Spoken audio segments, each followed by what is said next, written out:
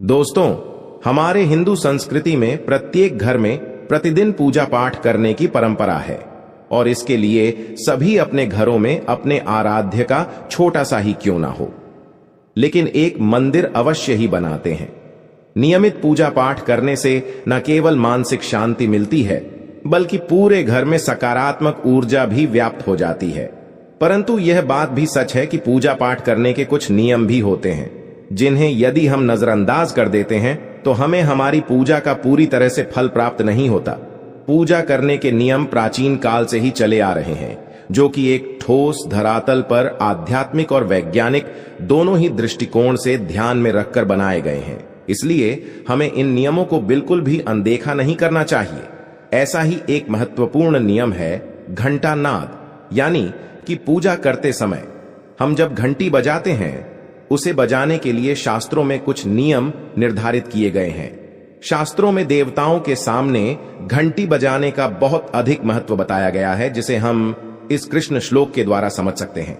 आगम अर्थम तु देवानाम, गमन अर्थम तु राक्षससाम, घन्नत्ता रावम, करोम्य अदो देवता आह्वाना लांछनम। इसका अर्थ है कि घंटी बजाने से देवताओं का आगमन और राक्षसों का गुमान होता है, और जो घंटियां राक्षसों से हमारी रक्षा करती है उसे हमारा नमन है। तो चलिए दोस्तों, जान लेते हैं कि पूजा करते समय जब हम घंटी बजाते हैं तो उसके पीछे क्या कारण है, घंटी को बजाने के क्या नियम है, और पूजा के वक्त घंटी बजाते समय होने वाली गलतियां कौन सी है जो हमें भूल कर भी नहीं करनी चाहिए। दोस्तों, क्या आपने कभी अपने घर के मंदिर में रखी हुई घंटी को ध्यान से देखा है?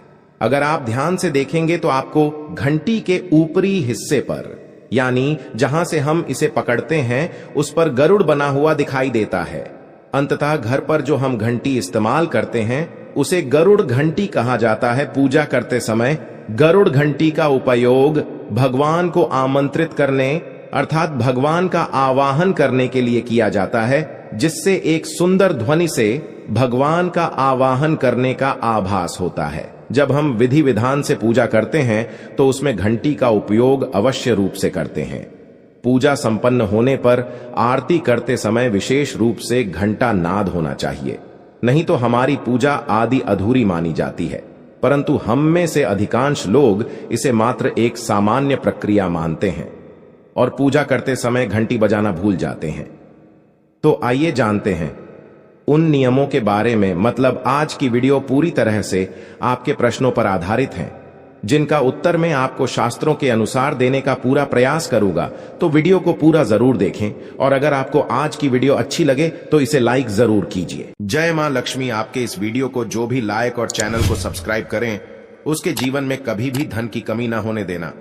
दोस्तों, हमारे प्राचीन शास्त्र की मान्यता है कि सृष्टि के निर्माण के समय सबसे पहले जो बड़ी सी ध्वनि निकली थी वह घंटी की आवाज के समान सुनाई दी थी। घंटी की ध्वनि में ओमकार नाद का भी आभास होता है, इसलिए घंटी को ईश्वर की आवाज मानते हुए पूजा में स्थान मिला है। इसलिए घंटी का कभी भी अपमान न करें, और जिस तरह से देवी देवताओं की पूजा की जाती है वैसे ही घंटे की भी पूजा करनी चाहिए। दूसरी बात, घंटी को प्रणाम करके ही उसे बजाना चाहिए। बिना प्रणाम किए घंटी बजाना अच्छा नहीं माना जाता।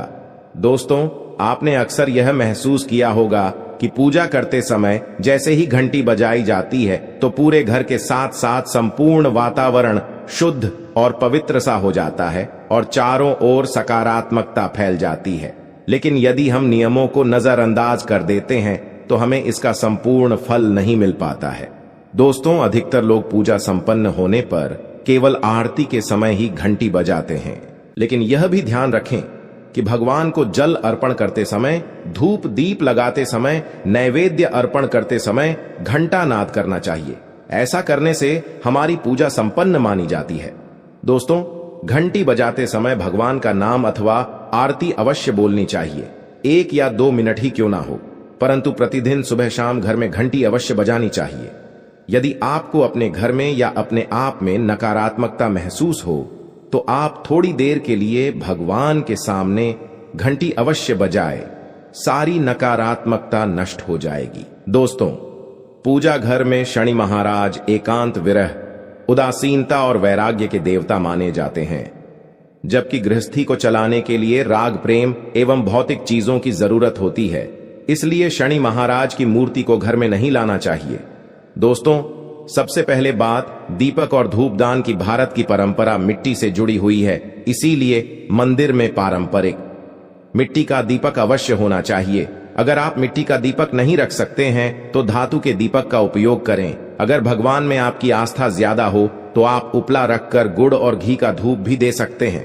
ऐसा करने से घर में सुख शांति बनी रहती है। दूसरी चीज, घर के मंदिर में स्वस्तिक अवश्य होना चाहिए। या तो आप इसे रोली से बना लें, क्योंकि स्वस्तिक आपके घर की शक्ति, सौभाग्य, समृद्धि और शुभता का प्रतीक माना जाता है। यही मुख्य कारण है कि कोई भी शुभ कार्य करने से पहले स्वस्तिक का चिन्ह अवश्य बनाया जाता है। तीसरी चीज है कलश। भगवान श्री कृष्ण कहते हैं, कलश सुख और समृद्धि का प्रतीक है। अपने मंदिर में रोली कुमकुम से स्वस्तिक बनाकर उस पर मंगल कलश अवश्य रखें। ऐसा करने से घर में सदैव समृद्धि बनी रहती है और ऐश्वर्य की प्राप्ति होती है।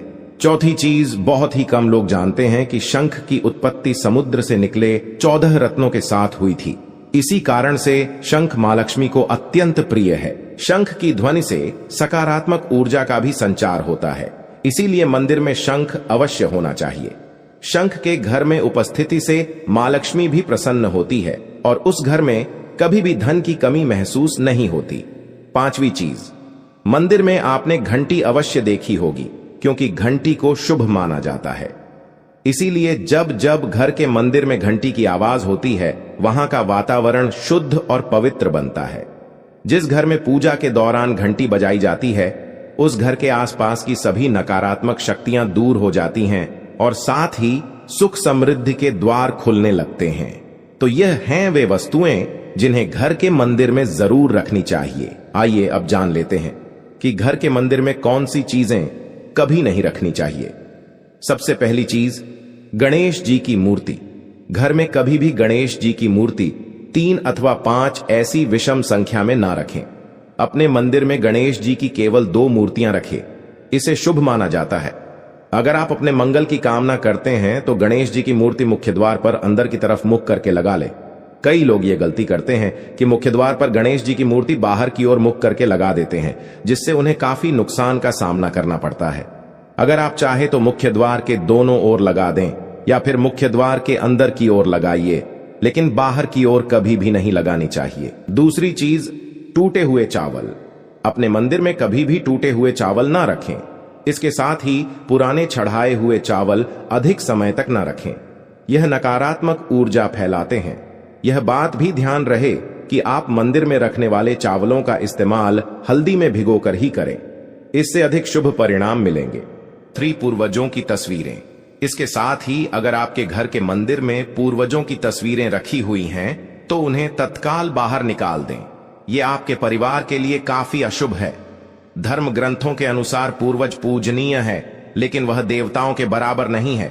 इसलिए अपने पूजा घर में कभी भी मृत परिजनों की तस्वीरें ना रखें। यह आपके लिए अशुभ संकेत है। इसके परिणाम भी काफी घातक हो सकते हैं और मंदिर का वातावरण भी नकारात्मक हो सकता है। इसके अलावा अगर आप किसी साधु संत को मानते हैं तो उनकी तस्वीर भी घर की किसी दीवार पर लगाएं। उसे पूजा घर में भूल से भी ना रखें। यह घर के वातावरण को नकारात्मक बनाता है। इसके साथ ही महाकाली, काल भैरव की मूर्तियां भी पूजा घर में नहीं रखनी चाहिए।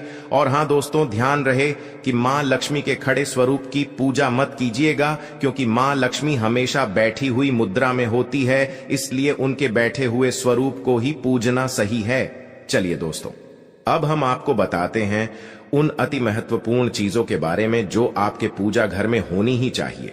धर्म ग्रंथों में इन चीजों को अत्यधिक पवित्र और खुशहाली के साथ साथ समृद्धि का प्रतीक माना गया है। ये चीजें आपको खुशियों की चौखट पर खड़ा करती है, इसलिए ये आपके मंदिर में होनी ही चाहिए। गंगा जल की पवित्रता के बारे में तो आप जानते ही होंगे। मां गंगा जो हर किसी के पापों को धुल देती है, लोगों को शांति देती है। अगर आप भी अपने जीवन में सुख और शांति कायम रखना चाहते हैं तो घर के मंदिर में गंगा जल होना ही चाहिए। इसके लिए आप एक तांबे के पात्र में गंगा जल को भरकर रख सकते हैं। यह आपके परिवार में सुख शांति का प्रतीक है, जो घर की पवित्रता को भी बनाए रखता है।